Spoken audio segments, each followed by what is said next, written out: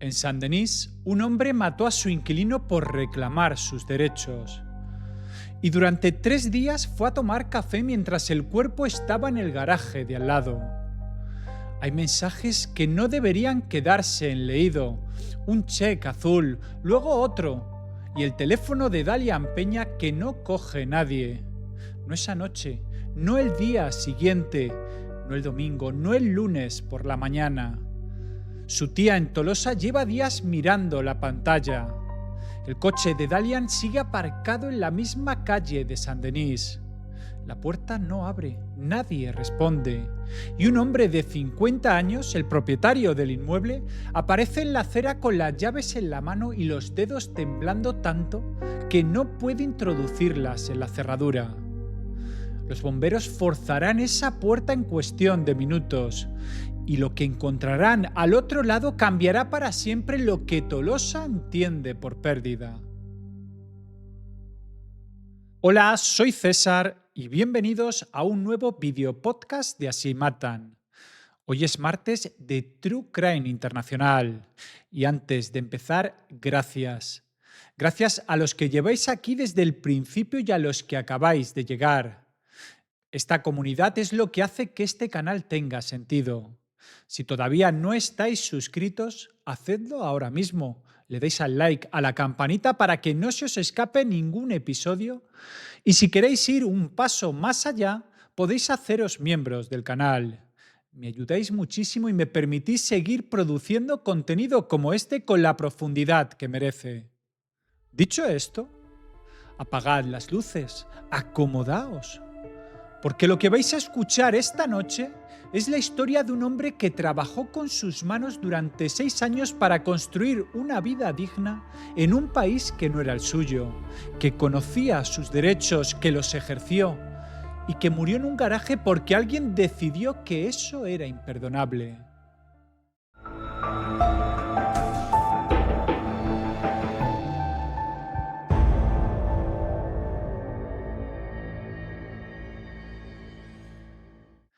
Para entender a Dalian Peña hay que conocer primero el lugar que lo formó.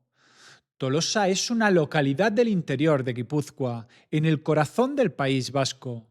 No es una ciudad turística, no aparece en los itinerarios de viaje, no tiene el peso mediático de Donostia ni el tamaño de Bilbao. Es el tipo de sitio donde la gente se conoce de verdad, donde el tejido social todavía existe, donde cuando le ocurre algo a alguien las consecuencias se sienten en cada esquina. Una localidad donde la industria metalmecánica tiene raíces profundas, donde el trabajo manual siempre fue respetado, donde crecer aprendiendo un oficio no era la segunda opción, sino la primera. Dalian creció en ese entorno, en una familia que todos los que la conocen describen como unida, tranquila, una de esas familias donde los vínculos son reales y no decorativos. Sus amigos hablan de él como de alguien que siempre estaba de buen humor, siempre con una sonrisa, esa persona que entraba en una habitación y la energía cambiaba un poco. No de forma llamativa, no de forma artificial, de forma natural. De esa manera que solo tienen las personas que genuinamente disfrutan de estar vivas. También dicen que tenía algo de artista, no en el sentido de que pintara cuadros o escribiera poesía, sino en el sentido de que miraba el mundo con atención, que notaba cosas, que le importaban los detalles. Esa sensibilidad convivía perfectamente con la precisión que exige ser un buen soldador, porque la soldadura es un oficio que mezcla fuerza con exactitud, que no perdona la distracción, que tiene algo casi artesanal cuando se hace bien. Y Dalian lo hacía bien. Se especializó en el sector naval y metalúrgico, que es uno de los sectores más exigentes dentro de la industria metalmecánica. No cualquiera entra en ese mundo. Requiere formación específica, requiere años de práctica. Y una vez que estás dentro y demuestras lo que vales, tienes un pasaporte laboral que funciona más allá de las fronteras nacionales. Cuando el mercado local no le ofrecía lo que buscaba, Dalian hizo lo que hacen decenas de miles de jóvenes cualificados del sur de Europa cada año. Miró al norte, Francia, y más concretamente el área de París. Tenía demanda de gente como él. La industria naval, la construcción, la metalurgia, el mantenimiento de infraestructuras. Hay trabajo para los que saben hacer cosas con las manos y Dalian sabía. Así que cruzó la frontera, no de golpe, no huyendo de nada, no con desesperación, con la tranquilidad de quien ha tomado una decisión pensada. Se instaló, aprendió a moverse en un país que no era el suyo, pero que tampoco era hostil para alguien con su perfil. Y fue construyendo una vida que desde fuera tenía todo lo que uno esperaría de alguien que ha apostado bien. Trabajo estable, bien valorado, un círculo social sólido, con su amigo Rubén como vínculo entre los dos mundos y una forma de vivir que tenía personalidad propia. Durante un tiempo vivió en una péniche, una barcaza habitacional amarrada en el Sena. Si conocéis París, sabéis que hay gente que vive así, que esa forma de habitar el río tiene su propia cultura, su propia comunidad, su propio ritmo. Para Dalian tenía sentido, era independiente, lejos del ruido de los bloques de apartamentos, con el agua debajo y el cielo encima. El tipo de elección que dice mucho sobre quien la hace. Alguien que prefería vivir de forma auténtica a vivir de forma convencional. Alguien que no buscaba aparentar, sino estar. La moto completaba ese perfil. Dalian era apasionado de las motocicletas de gran cilindrada. Para él la moto no era solo transporte, era la vía de escape, la forma de poner distancia entre el trabajo y el descanso, de sentir que el mundo es grande y que está al alcance de quien se mueve. Sus allegados dicen que era su posesión más querida, la que cuidaba más, la que le identificaba. Y sobre todo mantenía los lazos con Tolosa, ese contacto diario que los emigrantes conocen bien, esa llamada o ese mensaje que llega siempre, que forma parte de la rutina tanto en el origen como en el destino. Su tía era su referente más cercano en España, el hilo que lo mantenía conectado a casa mientras construía algo nuevo fuera. Hay una imagen que sus amigos repiten cuando hablan de él. Una imagen pequeña y muy concreta que dice más que cualquier descripción general. Dalian llegaba del trabajo, se cambiaba y antes de hacer cualquier otra cosa llamaba a casa. No porque fuera una obligación, porque era lo que quería hacer, porque para él mantener ese vínculo no era una carga sino un anclaje. La prueba de que lo que había dejado atrás seguía estando allí mientras él construía lo que tenía delante. Los fines de semana, cuando el trabajo lo permitía, sacaba la moto. No para ir a ningún sitio concreto siempre, a veces simplemente para moverse, para sentir el aire y la velocidad, para recordar que existía más mundo que la jornada laboral y el apartamento. Sus amigos en Francia lo conocían así. El tío que aparecía con la moto, que se reía con facilidad, que nunca era el que complicaba los planes, sino el que los hacía más fáciles. Con Rubén había construido esa amistad que solo existe entre personas que se conocen en tierra extraña y que terminan siendo más importantes el uno para el otro de lo que habrían sido si se hubieran conocido en casa. Rubén era el puente, el testigo de sus dos mundos. Conocía a Dalian en Francia y conocía al Dalian de Tolosa. Y cuando habla de él ante los micrófonos de los periodistas que vinieron después del crimen, mezcla los dos sin distinción, porque eran el mismo. Eso era Dalian Peña en sus 33 años. Un hombre que había encontrado la forma de ser el mismo en dos países, que trabajaba con precisión y vivía con alegría, que tenía planes, tenía amigos, tenía una moto, tenía una tía que esperaba su llamada cada noche. Lo que nadie en Tolosa podía imaginar es que ese hombre que había cruzado la frontera para trabajar con dignidad acabaría muerto en un garaje ilegal a las afueras de París. Y entonces llegó el momento en que necesitó cambiar la vivienda. Para quien no conoce el área metropolitana de París, conviene entender qué es Saint-Denis y qué representa en el mapa social de la capital francesa. Saint-Denis es la ciudad que da nombre al departamento de Sena-Saint-Denis, el número 93 en la numeración departamental francesa. Está en la primera corona norte de París, a apenas unos kilómetros del centro, pero en otro mundo económico y social. Es el tipo de territorio que sostiene el funcionamiento de la capital sin recibir nada de su glamour. Los trabajadores que hacen que París funcione. Operarios, técnicos, personal de mantenimiento, empleados del sector logísticos y de servicios, viven en lugares como Saint-Denis. La ciudad tiene historia propia, tiene identidad propia y tiene una mezcla social que refleja décadas de inmigración y de trabajo. En 2026, Saint-Denis estaba en un momento de transformación compleja. Los Juegos Olímpicos del año anterior habían traído inversión en infraestructuras, visibilidad internacional, renovación de algunos equipamientos. Y también habían acelerado una gentrificación que ya estaba en marcha, encareciendo alquileres en zonas que nunca habían sido caras y empujando hacia los márgenes a quienes menos podían adaptarse a esa presión. Ese contraste, el icono global visible desde una calle donde el 40% de los vecinos está por debajo del umbral de pobreza, resume algo esencial sobre este territorio. El sector específico donde ocurrió el crimen, Franmoisy-Belair, es un barrio residencial de los que en Francia se llaman de prioridad urbana.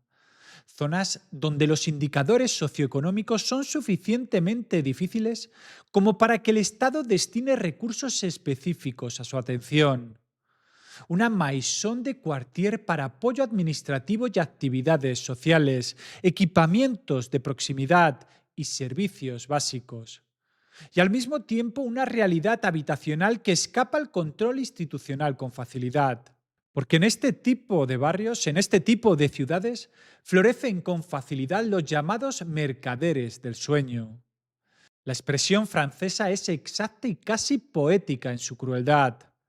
Personas que venden literalmente el derecho a dormir, a tener un techo, a poder existir dentro de cuatro paredes.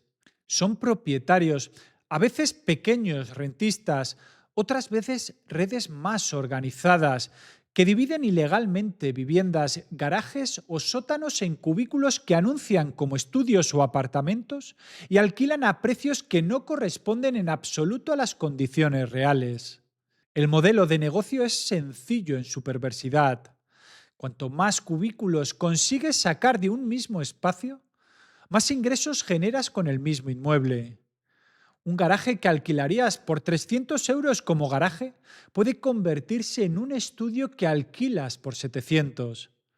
Y las personas que los alquilan suelen ser personas en situación de vulnerabilidad que no tienen capacidad de elegir, que necesitan un techo urgente, que no pueden acceder al mercado formal por razones económicas, administrativas o simplemente porque el mercado formal en el área de París está saturado y es inaccesible para quienes ganan salarios medios. Las autoridades francesas llevan años intentando combatir este fenómeno. Los ayuntamientos tienen inspectores de vivienda. Existe legislación específica sobre habitabilidad. Las multas por arrendar un espacio insalubre pueden alcanzar los 15.000 euros. Y sin embargo el problema persiste porque la demanda es enorme, porque la impunidad ha funcionado durante mucho tiempo y porque quienes alquilan esos espacios raramente denuncian por miedo a perder el único techo disponible. En 2026, el Ayuntamiento de Saint-Denis estaba intensificando las inspecciones. Era un eje en la campaña electoral municipal de ese año. La presión política era real y creciente. Para alguien que vivía de ese modelo, esa presión era incómoda.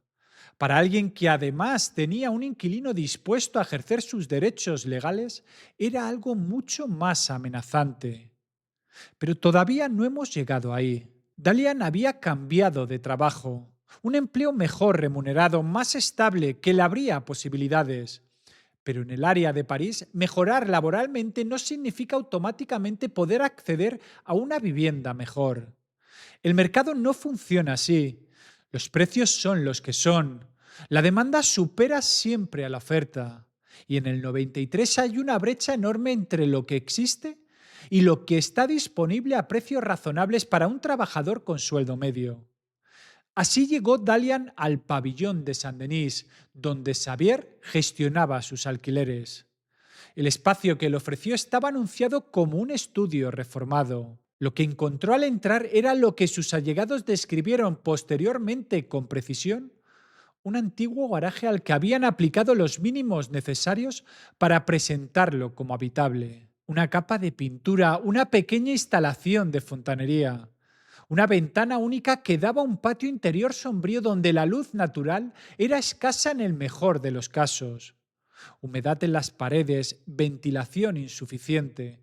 El tipo de espacio que existe en los anuncios de alquiler como estudio acogedor en planta baja con patio, y que en realidad es lo que es: un garaje. Dalian lo alquiló, no por ingenuidad, sino por necesidad. Era lo que había disponible en ese momento a ese precio. Pensó probablemente que se podría arreglar, que con buena voluntad de ambas partes, el propietario podría hacer las mejoras básicas que convertirían el espacio en algo realmente habitable. Esa buena fe inicial fue el primer error de cálculo que cometió, porque la persona al otro lado del contrato no tenía buena voluntad, tenía un modelo de negocio. Xavier tenía 50 años en el momento de los hechos. Los vecinos del pabilón y los comerciantes de la zona lo describían de forma consistente a los investigadores: reservado, solitario, poco comunicativo. No vivía de forma permanente en el inmueble. Aparecía para hacer trabajos de mantenimiento, cobraba y se iba. No tenía relación con nadie, no saludaba, pasaba por allí como pasa alguien que solo tiene una relación transaccional con un lugar. El inmueble no era su hogar, era su fuente de ingresos. Cuando Dalian comenzó a señalar los problemas del garaje, la humedad, la falta de luz, la ventilación deficiente, la respuesta de Xavier fue la que suelen dar los propietarios ilegales que viven de explotar la necesidad habitacional: ignorar, retrasar, minimizar. Sí, ya lo miro. Sí, la semana que viene. Sí, no es para tanto. El tiempo pasa, el problema sigue, el alquiler se sigue cobrando. Pero Dalian no era el tipo de persona que se calla. Tenía información. Sabía que la legislación francesa contempla que un inquilino puede suspender el pago de la renta cuando las condiciones de habitabilidad no se cumplen, siempre siguiendo el procedimiento legal adecuado. Es una herramienta jurídica que existe precisamente para casos como este, para dar a los inquilinos un mecanismo de presión cuando el propietario incumple sus obligaciones y la vía del diálogo está bloqueada. Dalian lo usó. Según informaciones recogidas por medios españoles que citaban a su entorno, la disputa llegó incluso a los tribunales. Al parecer, Dalian habría ganado un procedimiento judicial vinculado a un intento de Xavier de subir el alquiler sin haber resuelto las deficiencias del espacio. Esta información proviene de declaraciones de allegados a medios periodísticos, no de documentación judicial pública, y conviene presentarla como tal. Pero su peso en la dinámica de la relación entre los dos hombres es evidente. Si es cierta, Xavier no solo tenía un inquilino que no pagaba, tenía un inquilino que le había ganado en los tribunales, que conocía el sistema mejor de lo que él había calculado, que no iba a desaparecer. La expareja de Dalian, entrevistada por televisión española e identificada como Laura, lo confirmó desde otra perspectiva. El piso tenía humedades, el casero pedía más dinero sin arreglar nada. Dalian estaba cansado de la situación, pero seguía adelante porque sabía que legalmente estaba protegido. El problema es que la ley tiene un límite cuando el otro decide que ya no le importa. Las comunicaciones entre los dos hombres se fueron cargando de hostilidad. Los mensajes recuperados durante la investigación documentaban una escalada verbal en la que Xavier había amenazado a Dalian explícitamente, palabras que prometían consecuencias por lo que el casero percibía como insolencia. Un hombre acorralado por un sistema que, por primera vez, no funcionaba a su favor. Un inquilino que, en lugar de marcharse o ceder, había elegido plantar cara. Dalian había dado un paso más. Según el entorno, estaba en proceso de formalizar una denuncia ante los servicios de higiene municipales. El procedimiento que habría activado una inspección oficial del inmueble y que podría haber derivado en sanciones administrativas para el propietario, clausura del espacio y la pérdida definitiva de ese ingreso. Tenía programada una cita para el lunes 2 de marzo, la cita que nunca llegó a mantener. Porque el jueves 27 de febrero, Xavier tomó una decisión. Aquí las fuentes documentales deben guiar el relato con precisión.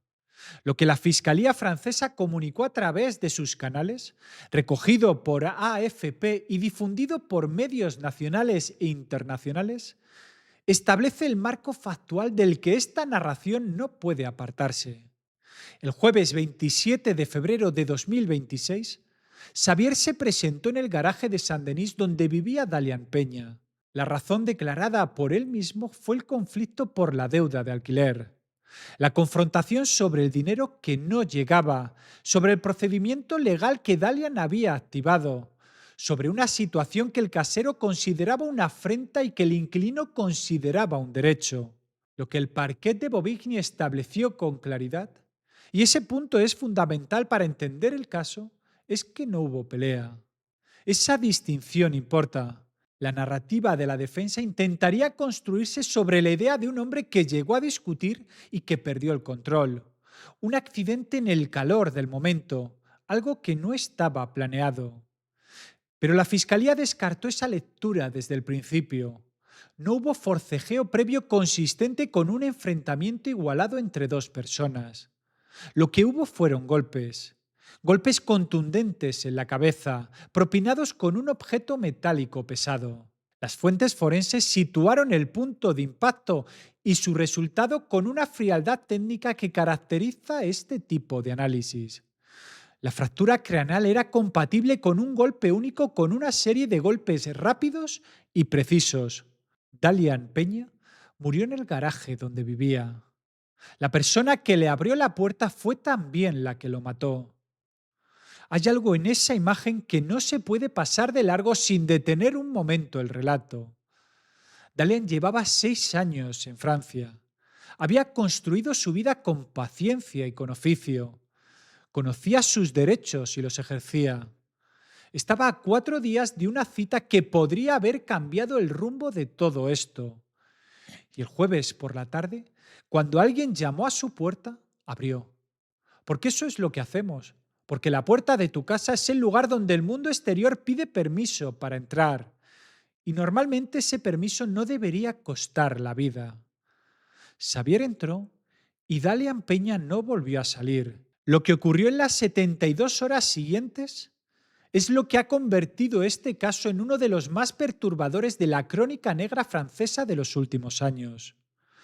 No solo por la naturaleza de los hechos, sino por la forma en que Javier los ejecutó, por lo que esa forma revela de quién era ese hombre. El viernes 28 de febrero, Xavier salió del garaje donde había pasado la noche con el cadáver de Dalian y fue a una tienda de materiales de construcción. Compró lonas industriales, compró bolsas reforzadas, el tipo que se usa para escombros o para cargas pesadas. Compró cajas de plástico de gran tamaño. El registro de esa compra quedó documentado y formaría parte del cuerpo de pruebas que la policía judicial levantaría días después. Hay que detenerse un momento en ese acto, en lo que implica. Xavier no actuó en un estado de pánico que le impedía pensar. No corrió, no huyó, no llamó a nadie. Salió, compró lo que necesitaba para continuar y volvió. Esa secuencia describe a alguien que había tomado una decisión y que la estaba ejecutando con metodología, con la misma metodología con la que habría gestionado una reforma del inmueble o el cobro de un alquiler. Lo que hizo a continuación es lo que los forenses describirían más tarde con el lenguaje neutro y preciso que exige su oficio. Xavier procedió a desmembrar el cuerpo de Dalian Peña, sin conocimientos anatómicos, sin formación médica, solo con herramientas de corte, las que tenía disponibles, las que fueron encontradas en el registro del inmueble, y con tiempo. Los forenses señalaron explícitamente que la ausencia de conocimientos técnicos hizo que el proceso fuera especialmente prolongado y físicamente complejo. Eso tiene un significado concreto que esta narración no va a desarrollar más allá de lo que las fuentes establecen, pero que conviene enunciar. Lo que hizo no fue rápido.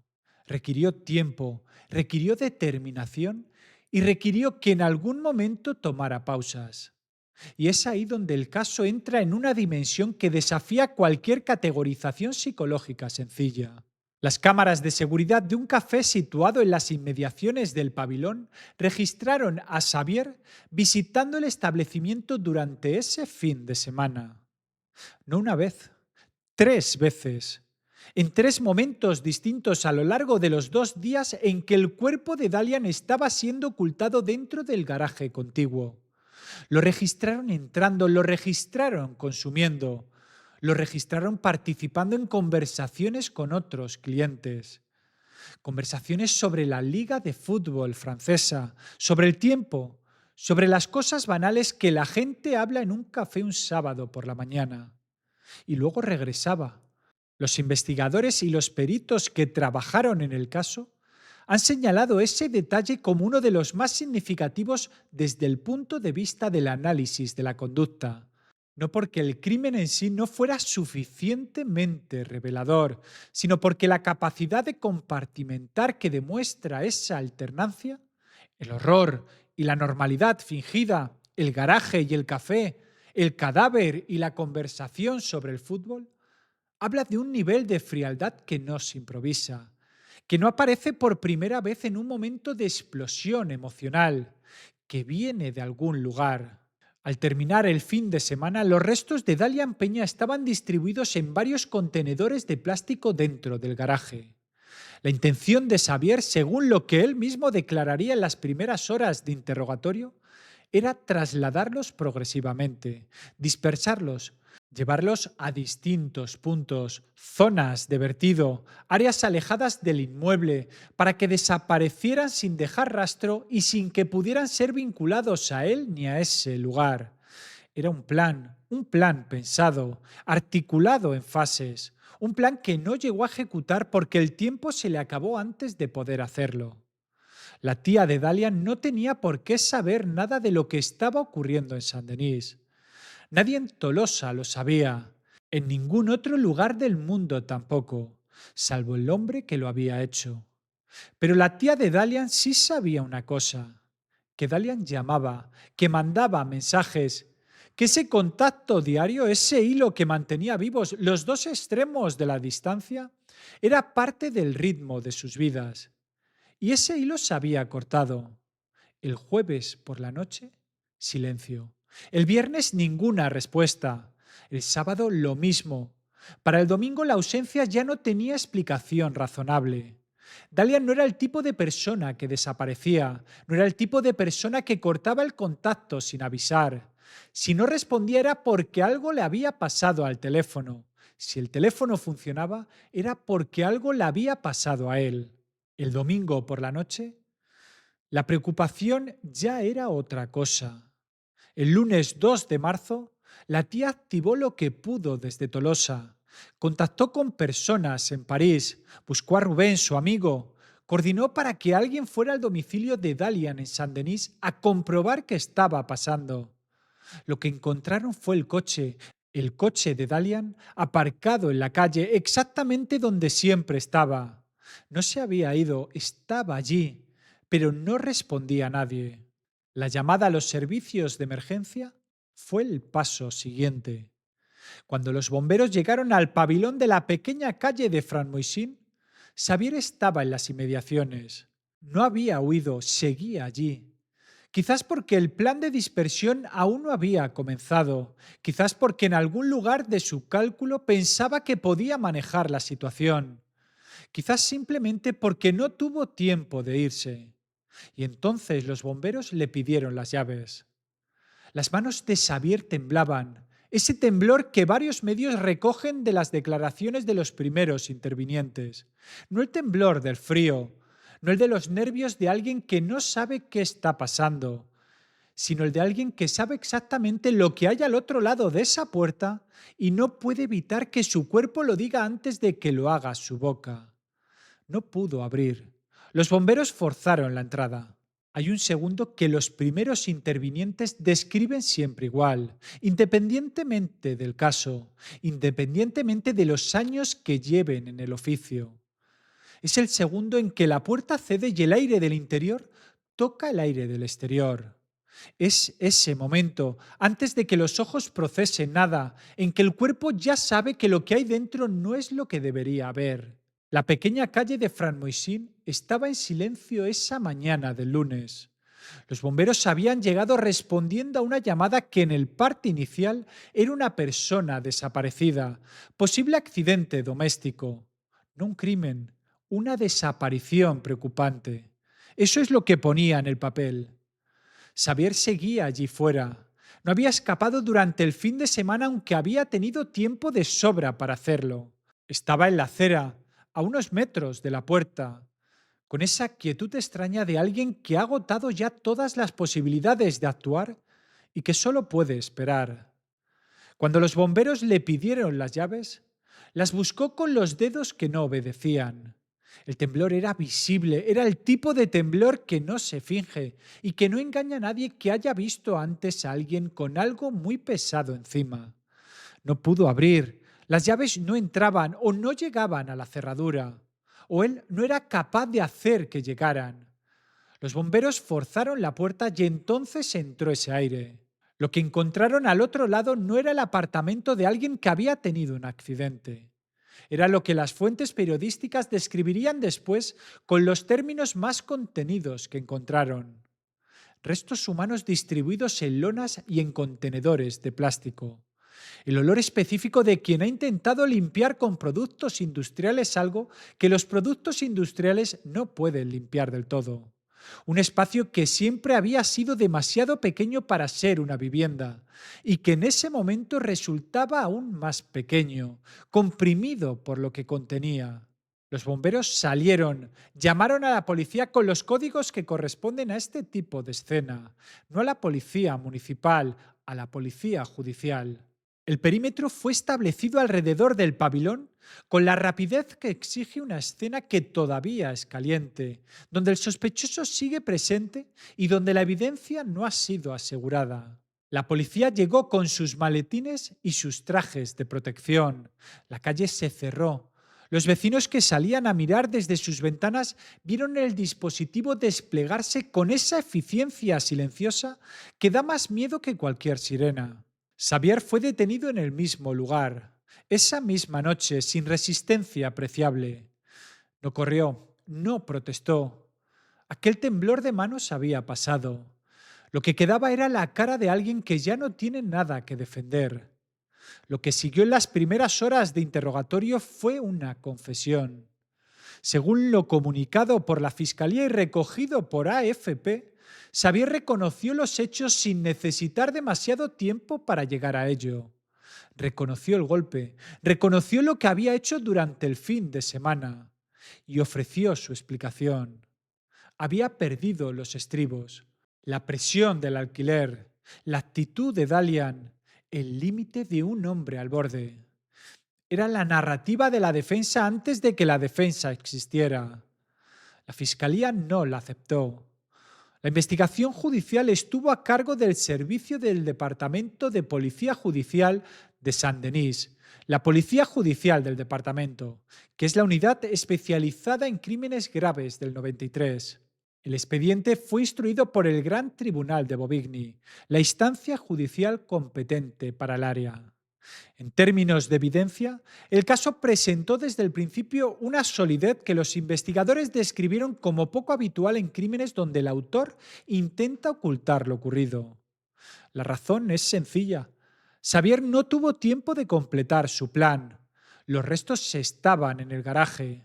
Él estaba en la escena y su confesión temprana, aunque no resolvía todas las preguntas, fijaba los hechos básicos de forma que el trabajo forense solo tenía que corroborar.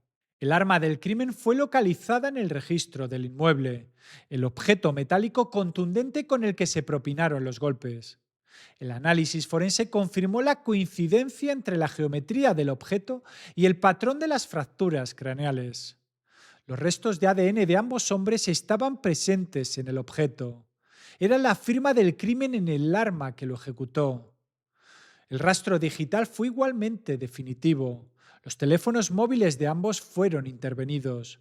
La secuencia de mensajes entre Dalian y Xavier en las semanas y días previos documentaba la escalada del conflicto con precisión cronológica.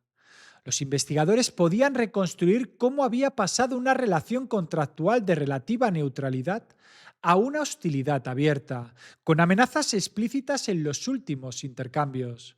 Ese rastro era relevante no solo para la reconstrucción de los hechos, sino para la discusión sobre premeditación. Un hombre que amenaza a otro por escrito días antes de matarlo no puede alegar fácilmente que su acción fue espontánea. El registro de las compras del viernes 28 fue recuperado. Lonas, bolsas, cajas. La secuencia temporal entre la compra y el inicio del proceso de ocultación quedó documentada. El luminol hizo el trabajo que siempre hace: revelar lo que el intento de limpieza había pretendido borrar. Las proyecciones de sangre en las paredes del garaje, invisibles a simple vista tras la intervención de Xavier con productos industriales, fueron marcadas por el reactivo y fotografiadas. La distribución de esas proyecciones confirmaba que el ataque se había producido muy cerca de la entrada, consistente con la hipótesis de que Dalian había abierto la puerta a su casero sin anticipar la agresión. Las cámaras del café fueron revisadas y confirmaron las visitas de Xavier durante el fin de semana. Ese detalle, que en términos estrictamente probatorios servía para ubicar al sospechoso en la zona durante el periodo de ocultación, tenía también un valor psicológico para los investigadores. Nadie que hubiera actuado en un momento de pérdida de control sale a tomar café 3 veces mientras el cuerpo sigue en el garaje. Eso no es un arrebato, eso es otra cosa. Y luego estaba el detalle del documento de identidad. Cuando Xavier fue detenido, llevaba encima un documento de identidad que no era el suyo. Un DNI o documento equivalente perteneciente a otra persona. La investigación tuvo que abrir una línea paralela para determinar qué significaba eso. Si era una circunstancia ajena al crimen, si formaba parte de algún otro asunto en el que Xavier estuviera involucrado, si la persona titular del documento estaba al corriente. En lo que las fuentes públicas permiten conocer a fecha de hoy, esa pregunta no ha recibido respuesta definitiva en los medios de comunicación, pero el detalle existe, está documentado y añade una capa de opacidad a un perfil que ya era suficientemente inquietante. El testigo de contexto más relevante fue Rubén, el amigo de Dalian. No era testigo del crimen, pero era testigo de todo lo que lo rodeó. La personalidad de Dalian, el deterioro de la situación con el casero, las conversaciones sobre el conflicto, el estado de ánimo de Dalian en las semanas previas. Su declaración orientó desde el primer momento la investigación hacia el propietario y permitió a los investigadores construir la línea temporal del conflicto con precisión. Xavier tenía 50 años, propietario de un pequeño inmueble de Saint-Denis que él mismo gestionaba, sin antecedentes penales violentos conocidos, sin diagnóstico psiquiátrico. Fue evaluado por un psiquiatra durante la fase inicial del proceso y, según comunicó la Fiscalía, no se señalaron trastornos que alteraran su capacidad de comprensión y decisión. Era, en términos jurídicos, plenamente responsable de sus actos. Eso es lo que hace este caso difícil de encuadrar en las categorías habituales. No es el asesino serial con historial documentado de violencia previa. No es el individuo con una patología psiquiátrica severa que lo desconecta de la realidad. No es el caso en que los signos de alarma estuvieran ahí para quien quisiera verlos. Es un hombre que, a ojos de su entorno, era simplemente un casero raro, solitario, poco comunicativo, que cobraba sus alquileres y hacía sus trabajos de mantenimiento y no se metía con nadie. Hasta que alguien se metió con su modelo de negocio. Los vecinos y comerciantes del área que fueron entrevistados por los investigadores y por la prensa en los días posteriores al crimen ofrecieron un retrato consistente. No hablaba, no saludaba, Venía para lo que venía y se iba. No se le conocían amigos ni relaciones personales en la zona. Alguien que vivía al margen del tejido social de un barrio que, por sus propias características, tampoco es un lugar donde la intimidad comunitaria fluya fácilmente. Pero ese aislamiento social no es solo un rasgo de personalidad, es también una forma de operar. No se hacen notar, no generan conflictos con los vecinos, no llaman la atención de las autoridades. Tienen una fachada de normalidad que protege un modelo de negocio que, si se examina de cerca, revela una frialdad estructural hacia las personas que habitan sus espacios. Los inquilinos no son personas con necesidades y derechos, son unidades de renta que hay que gestionar y maximizar. Xavier llevaba tiempo mirando a Dalian de esa forma, como un problema de rentabilidad, como un obstáculo que había que eliminar del balance. Y cuando la vía económica y la presión verbal no funcionaron, su mente, esa mente que la evaluación psiquiátrica describió como sin trastornos clínicamente relevantes, buscó otra solución. Lo que el análisis de conducta posterior señaló como más relevante no fue la decisión de golpear, sino lo que vino después. Porque en la conducta posterior al crimen, en esas 72 horas de ocultación metódica interrumpida por visitas al café, lo que aflora es una característica que los especialistas sitúan en el territorio de la psicopatía no clínica: la capacidad de desconectar emocionalmente de los propios actos, de funcionar con normalidad en el mundo mientras se ejecuta algo que debería resultar imposible de sostener para cualquier persona con empatía intacta. No es locura, es alguien que sabe exactamente lo que está haciendo y no le importa. Hay un detalle final en ese perfil que las fuentes periodísticas recogieron y que cierra el círculo de lo que Xavier era. Después de matar a Dalian, según lo que trascendió en la investigación, barajó la posibilidad de vender la motocicleta de la víctima por piezas. Para él era simplemente otro activo a liquidar. Cuando la familia de Dalian supo que el hombre que lo había matado estaba detenido, la primera pregunta que hicieron, la que hacen todas las familias en ese momento, fue la más simple y la más imposible de responder de inmediato. ¿Qué va a pasar con él? La respuesta a esa pregunta tiene que pasar por entender cómo funciona el sistema judicial francés, que es diferente del español y del de buena parte de Europa en algunos aspectos importantes. Y lo que ocurra en ese proceso importa. Importa para la familia y para saber si la justicia que merece Dalian Peña tiene alguna posibilidad real de materializarse. Cuando Xavier fue detenido esa noche del 2 de marzo, entró en lo que en Francia se llama la custodia policial. No es lo mismo que estar detenido en el sentido de haber sido juzgado. Es el periodo en el que la policía puede interrogar al detenido antes de que intervenga el Poder Judicial. El plazo es de 48 horas, prorrogable en crímenes graves. Fue durante esas horas cuando Xavier confesó. A continuación, el caso pasó al juez de instrucción.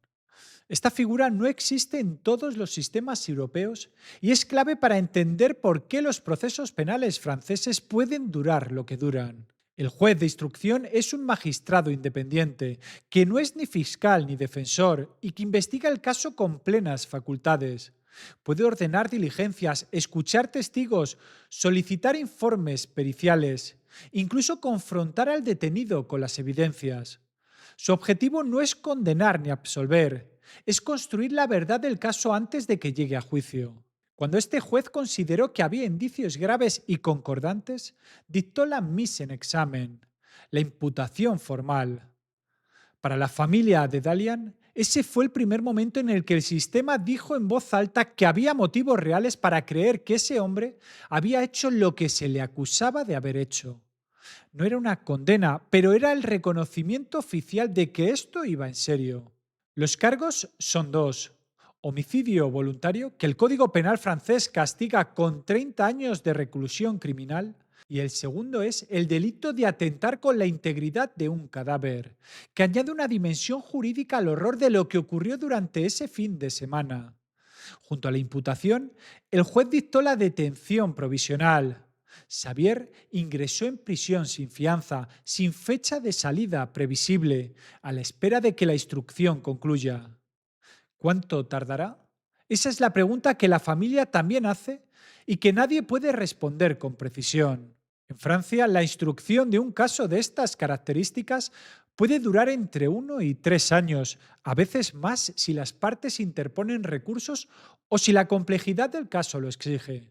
Cuando termine, si el juez de instrucción confirma los cargos, será juzgado por el Tribunal de Jurado, la instancia más solemne del sistema penal francés, la única donde ciudadanos elegidos participan directamente en la decisión. La familia de Dalian se ha constituido como parte civil en el proceso, lo que en derecho francés significa que no son solo espectadores del proceso penal, son actores, pueden proponer diligencias, pueden interrogar testigos a través de su abogado, pueden, cuando llegue el juicio, estar presentes y pedir que la condena sea la máxima que contempla la ley. Han dicho que lo harán. El proceso sigue su curso, lento, como suelen ser estas cosas cuando el sistema está construido para ser garantista. Y la familia de Dalian espera en Tolosa, con esa mezcla de determinación y agotamiento que tiene la gente que ha decidido no rendirse, pero que sabe que el camino es largo. La noticia llegó a España de la forma en que llegan estas cosas cuando son demasiado grandes para que los medios puedan ignorarlas. Primero en los digitales vascos, que la trataron con la proximidad que da la pertenencia. Luego en la televisión nacional, con las imágenes del barrio, del Pavilón, de la calle de Saint-Denis. Luego en las redes, donde el nombre de Dalian Peña comenzó a circular con la mezcla de indignación y dolor que produce la muerte de alguien joven que no debería haber muerto. En Tolosa, el golpe fue diferente. No fue una noticia. Fue la noticia sobre alguien que la gente de allí conocía, o conocía de alguien que lo conocía, o simplemente sentía como suyo porque era de allí. El ayuntamiento emitió de forma inmediata una declaración de pesar y significativamente pidió respeto para la familia. Esa petición de respeto tenía una razón concreta: la circulación en redes sociales de mensajes, datos e imágenes relacionadas con el caso que podían causar un daño adicional a las personas más directamente afectadas por la pérdida. El ayuntamiento sabía que cuando Tolosa pierde a alguien de forma violenta y mediática, la familia necesita protección tanto de dolor como del ruido que rodea ese dolor. Rubén, el amigo que había sido el puente entre los dos mundos de Dalian durante 6 años, habló con los medios. Sus palabras, recogidas tanto por prensa francesa como española, tenían esa mezcla particular de admiración y devastación que solo existe cuando pierdes a alguien que importaba de verdad. Dalian era alegre, decía. Tenía energía, tenía vida por delante. Esa expresión, vida por delante, que los amigos usan cuando hablan de los que mueren jóvenes como si la vida fuera algo que se acumula por delante y que se interrumpe antes de tiempo. El 16 de marzo de 2026, Tolosa organizó un homenaje. Miles de personas frente al ayuntamiento. No solo gente de la localidad, gente llegada de toda Guipúzcoa, del resto del País Vasco, y personas que no habían conocido a Dalian, pero que sintieron que lo que había ocurrido representaba algo que todos conocemos. El joven que se va a construir algo fuera. El que llama a casa cada semana. El que tiene un proyecto. El que merece que el sistema lo proteja y que el sistema falló. Porque eso es también lo que este caso ha generado como conversación pública. No solo la indignación ante un crimen violento, sino la pregunta más incómoda. ¿Cómo es posible que en 2026 un trabajador cualificado con 6 años de vida construida en Francia termine viviendo en un garaje? ¿Qué falla en el sistema cuando alguien puede alquilar ilegalmente un espacio insalubre, cobrar por él durante meses, ignorar todas las reclamaciones de su inquilino y la única consecuencia real que activa el proceso de respuesta institucional es que ese inquilino muere? La repatriación de los restos de Dalian fue un proceso complicado desde el punto de vista logístico y emocional. En Francia, cuando hay una instrucción judicial abierta, el cuerpo de la víctima forma parte de la evidencia y su traslado depende de los plazos y las decisiones de los magistrados. La familia tuvo que esperar. En paralelo, Amigos y allegados abrieron una campaña de recaudación en plataformas digitales para cubrir los gastos de repatriación, asistencia legal y funeral. La respuesta fue rápida. Personas que no conocían a Dalia contribuyeron porque conocían a alguien como él, o porque reconocían en su historia algo que podría haber sido la historia de cualquiera. En Francia, el caso fue inmediatamente instrumentalizado en el debate político sobre la vivienda. Y decir instrumentalizado no es necesariamente un reproche.